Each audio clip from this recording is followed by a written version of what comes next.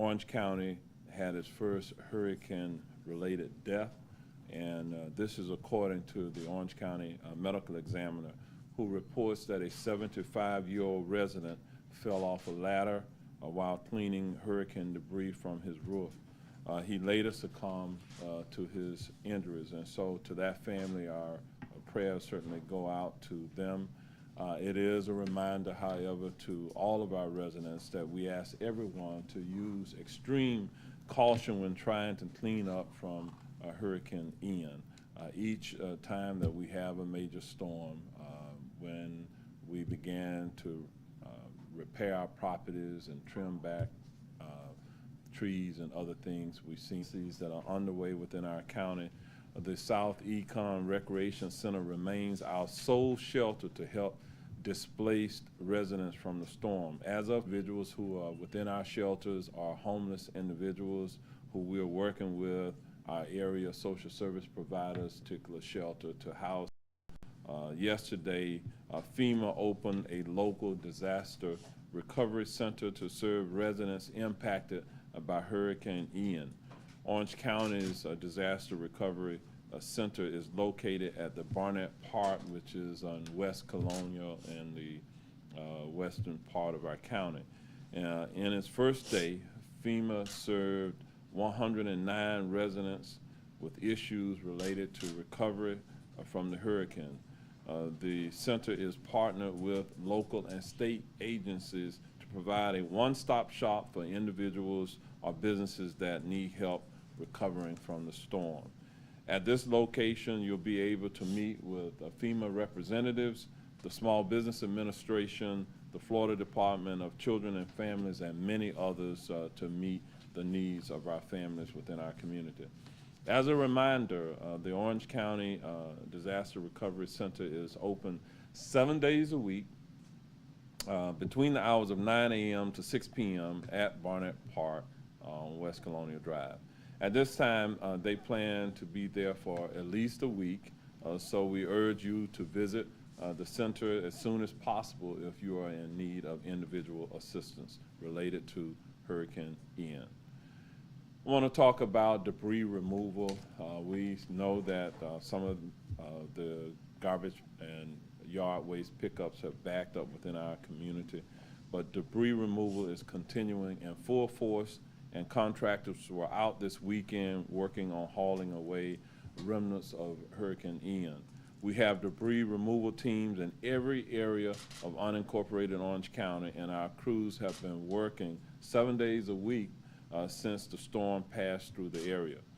Through Sunday, 6,000 cubic yards of debris, both vegetative and construction or demolition debris, have been cleared from our neighborhoods. As of this morning, we are estimating a total of 50,000 cubic yards of debris is still needed to be hauled away in Orange County during the coming weeks. It is estimated that it will take 5 to 6 weeks to remove the remaining debris from our county as our crews are clearing roughly 2,000 cubic yards a day. A reminder to everyone, please keep the sidewalks clear so that children and others who need to walk on the sidewalks, on the way to the school, bus stops, etc., have the free opportunity to do so. I want to talk about our utilities. A lot during this storm has been said about the loss of power, issues related to flooding, etc. But from Saturday, after the storm through this past Saturday, over 38,000 tons of materials, including vegetative waste, construction and demolition debris, and household garbage, are delivered to our Orange County solid waste facilities. And to put that into perspective, this is 57% more tonnage than at the same time last year. During the Saturday to Saturday time period, staff serviced over 12,700 customers, which is a 44% increase in customers compared to the same relative period of time last year. Over 3,000 residents delivered hurricane-related waste to our county waste facilities at no charge ahead of the several days following the hurricane. Let me just share a little bit more good news with you. As an aside, utilities officials also monitor the amount of COVID in our wastewater system. And the better news is that COVID-19, while it is still alive and well, is trending low within our community at all three of our waste, significantly lower than the peak, which was at 18.7 million parts per million at the beginning of this year. We're continuing within our community. The property appraiser's office in Orange County has been tallying up the damage from Hurricane Ian. Damage assessment have reported damage. Out of the over 1,500 properties, nearly 1,100 sustained some sort of significant damage. The total damage number will likely continue to increase in the coming days. The federal government to start implementing the Disaster Supplement Nutrition Assistance Program. Some people refer to that as the DSNAP program. Again, the Disaster Supplement Nutrition in and who are not receiving food assistance benefits through the regular SNAP program. I want to report to you that starting next Monday, a week from today, October 17th, through our website at ocfl.net/Ian. And with that, I'm going to ask Division Chief Avery to come up and give you a report, an updated report. Mr. Charles Williams from FEMA, he's looking the other way, but he's here. If you have any questions for FEMA, we'll open it up for questions, and the same goes for the Red Cross. If you have any questions for them, they are here to answer questions. And if there's any Spanish-speaking media, we have the ability to provide some translation for the Spanish-related questions. And so we're going to open it up at this time to Division Chief Avery. Good. So we did get a briefing this morning about an hour ago, and we are expecting anywhere from a ½ inch rain to an inch of rain over the next 72 hours. With that, we're also expecting a cold front to come in on Thursday evening, so some people will be able to enjoy some dry, cool air. Okay. Secondly, with that, I just can't talk enough about the partnerships here in Orange County. The mayor's mentioned the Red Cross, Salvation Army, but there are over 200 partners pulling together to be Orange County strong and make sure that we recover from this disaster as quickly as possible. So we are currently activated in our Emergency Operations Center at a level 2.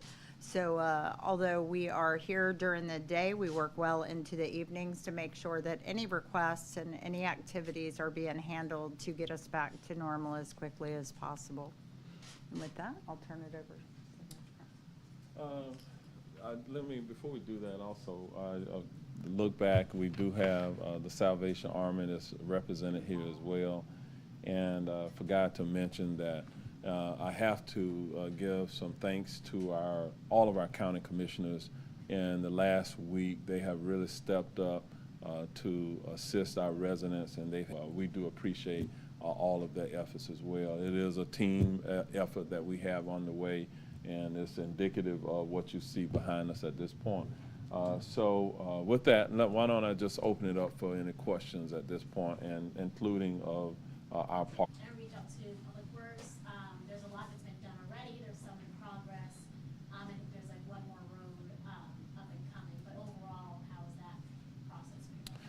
Overall, our Public Works has repaired most of the roadways that were impassable.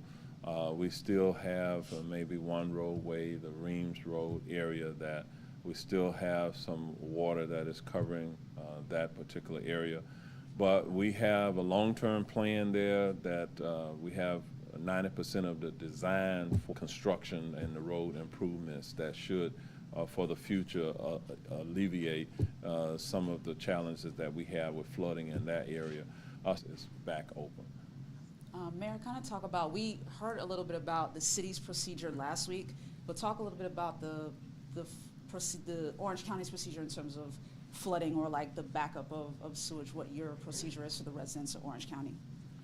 Okay, we're fortunate that all of our pump stations are operational, and at this point, we do not continue to see any spills being reported within the unincorporated area of the county, but it is something that we continue to monitor. Our utilities director, is Ed back there? I don't see him back there, but otherwise I would have him come up. But at this point, that is something that is working itself out within our community. Mayor, if we can talk about Orla Vista specifically, because it's all meant to fix the overall flooding issue in Orla Vista.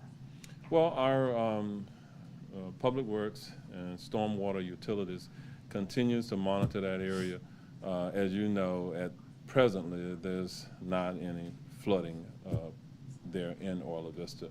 Long-term, believe that our residents are well aware that there's a long-term plan there. Have continued to work with the South Florida Water Man. There's only so much water that can be pumped into the Shingle Creek. That's like, we're coming off a hurricane, you know, so don't forget the fact that the historic flooding that occurred here was historic flooding that occurred across the entire state of. Even this weekend, Commissioner Siplin was out providing services within that area. FEMA has been on the ground in the Orla Vista area dealing with the current and the immediate needs of the residents that are there. And so Orla Vista, in terms of the flooding, that's a long-term forward, should there be another storm that will come through. You heard Chief Avery mention that there's another rainstorm coming in our area, so long-term solutions. ¿Qué respuesta le puede dar a Give to residents who are, alleging that this could have been prevented should work have been done after the passage? At this point, it's a hurricane that we have, so it's something that happened once in perspective of the fact. En resumen, no podemos perder perspectiva agua y lluvia recibida. Y indica que Say what really needed to be said there, it would be totally fluent. Curious, what is the biggest need that you're hearing from the community out of the Orange County Recovery Center? That is not an easy question. We have a mixture of need from the county. Temporary housing is one of them. We have people that have been displaced from their apartments, their homes are, so it's a mixture of housing, shelter, transportation, and replacing the food items. So it's working with our social partners, people that's eligible. FEMA has given them hotels. We've put people in shelters. We've given them immediate food and that needs. Residents that I've been talking to, particularly some of the ones out in the UCF area, students living in apartment complexes, they've been kicked out. They need not just temporary shelter, but a new place to live, and they're talking about how there's such a lack of affordable housing. As you folks are working. I'm not qualified to talk about affordable housing. What FEMA's doing, we just kind of meet their needs from now for the next 2 years. Long-term housing at the university is more of the university issue, or that's affordable housing is a issue in Georgia. So just from my personal knowledge, affordable housing is a long-term issue that we have some of our people who are in their apartment rents going 30, 50% from the last year. So it's not deal directly with the hurricane or from the storm. It's just the fact of where our government is going right now. But in the short term, to your answer, what we will attempt to do is get the immediate needs for those students or for those renters so they have somewhere safe and secure that they can re-energize their life to come back to normal. I can jump in on that, yes. We're working with the University of Central is available. And so there's a team of social service agencies in the university working together to try to, that were occurring for campus housing and off-campus housing. Can we accelerate that process to get those renovations completed? and even the renovations, remodeling that need processes, and how can we do that. So that's the conversation that is ongoing at this point, looking at some challenges. Even before the storm, we had some challenges with homelessness within our community. You may recall that we commissioned here in mentally ill and substance disorder individuals within our community, and we identified a $49 million a year in Orange County. It started October 1, and the Board of County Commission allocated an additional $10 million for certain services to fill the gap that's surrounding treatment for the mentally ill and the substance disorders, et cetera. In many treatment where they become self-reliant and more productive. If they're employable, we want to get them jobs and all of those things. So that's a longer-term approach that we have to dealing with it.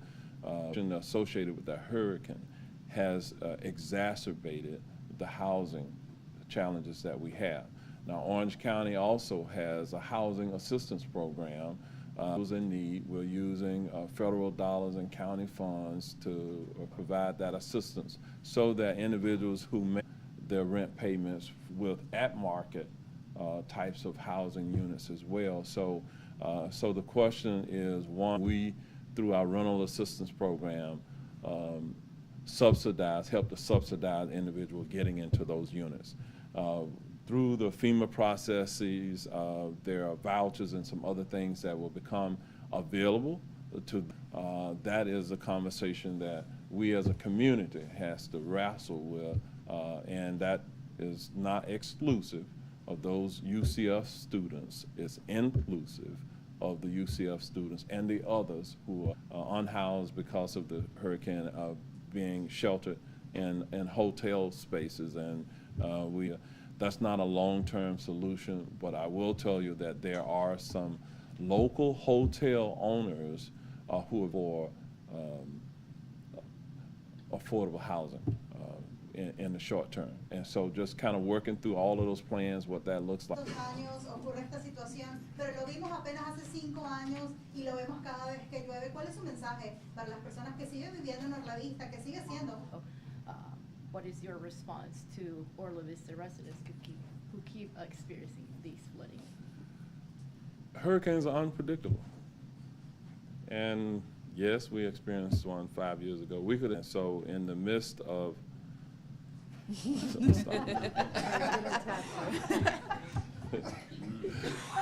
huracanes son impredecibles. Experimentamos uno hace 5 años.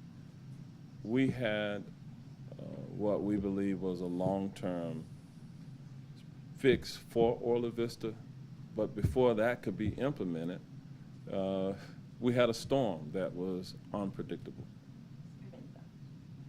Orla Vista is a community that is 60-plus years old. Orla Vista es una comunidad. An increased number of storms throughout the world. Debido al calentamiento global y otras razones, estamos viendo Major storms occur has increased significantly. hemos visto un aumento que se anticipa que pueda seguir ocurriendo. So as I said a few minutes ago, we're solution, we will expedite it. Estamos revisando esos planes, como comenté hace unos minutos, y si podemos agilizar la solución. Así. Esta es una zona de riesgo. ¿Hay posibilidad de que más adelante esta zona se evacúe y estas personas se muden a otras partes de la ciudad? We know it's a risk zone. Homes, and if you're speaking of Orla Vista, many of the homes in Orla Vista remain habitable. The homes in Orla Vista remain habitable. And the people don't need to be relocated. They are being relocated. That process is ongoing. We're working with FEMA. And If you're kind of going off of that, if you're able to give a little bit of a timeline, because obviously earlier this year, and I've reached out to White's office as well, the federal funding was secured to help with Orla Vista. And is Ian impacting the timeline at all? So why don't I refer you to our Public Works Department with those very specific information. That's not something I just kind of walk around with. When is these projects, you know, just, you know, at my level, that's not something that I. And when you say long-term projects, plural, aside from this FEMA. I'll have them follow up with you. Any other questions? Just a couple from online. Okay. From Nicole Griffin from News 13. Her question is, an update on Reams Road and the closure. Issue earlier, the design for the fix with Reams Road is about 90% complete, and so that means that the longer term fix will be put in place at that point. In the short term, our Public Works Division is working to continue. They're pumping in the area, trying to move water. Anyone from Public Works here? I see Jane pointing over there, but I don't. Okay. All right. So anyway. I'll move over here. And then the last question is for FEMA, FME. His questions relate to the center that was open at Barnett Park. Can you talk about the funding that has been allocated for Orange County residents? Are there waits? The funding has been provided by the president to support the people. We don't have a cap on that funding. It will depend on the needs of the individuals and the citizen. Ours have nowhere to sleep. We will then get emergency housing things assisted. We'll get a hotel that be put into place that night. If it's repair, the repair might take a couple of days, but the lifestyle they're sleeping in cars was caused by the flood, and they can't stay in their primary residence due to flooding or mold issues. That's a health issue, and what the total cost for, so they will not be sleeping in that car that night. So the rapid things there for housing is looking at. Thank you. Thank you. That's all I had. Yep. Okay, so one of the key things that Mr. Williams said here was that, and there are people within our community who had some of these similar kinds of challenges pre-storm, but thank you all for coming this afternoon, and we will give you an update as